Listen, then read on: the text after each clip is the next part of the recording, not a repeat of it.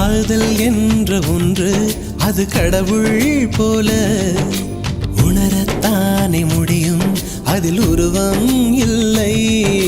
காயம் கண்ட இதயம் ஒரு குழந்தை போல வாயை மூடி அழுமே, சொல்ல வார்த்தை இல்லை.